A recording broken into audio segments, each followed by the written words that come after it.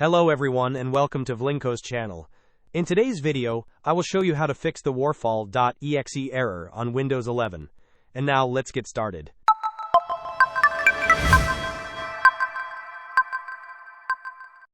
If you are encountering the WerFault exe error on your Windows 11 system, there are a few effective solutions you can try. The first approach involves running a system file checker scan. To begin, open your Windows search bar and type command prompt. Once it appears in the search results, right-click on it and select Run as Administrator from the context menu. In the command prompt window that opens, carefully type the command sfc/scannow and then press Enter. This command will initiate a scan of your system files and attempt to repair any corrupted or missing files that might be causing the WerFault exe error. If the system file checker scan does not resolve the issue, the next step is to update your device drivers.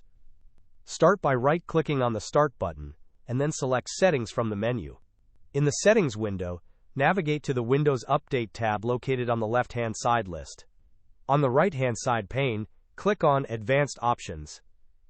From the Advanced Options, select Optional Features. Expand the section labeled Driver Updates. Here, you will see a list of available driver updates. Check any updates that are available, and then click on the Download and Install button. Ensure that you install any other available updates as well. Should these solutions not rectify the WerFault exe error, a further step to consider is running the Windows Memory Diagnostic tool. This tool can help identify problems with your computer's RAM. To access it, simply search for Memory Diagnostic in the Windows search bar. Select Windows Memory Diagnostic from the search results. You will then be presented with an option to restart your computer and check for problems.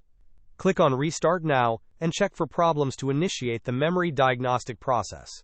The tool will scan your memory and report any issues it finds. Hope this was helpful. Don't forget to like and subscribe if you enjoyed. As always, thanks for watching, and I will see you in the next video.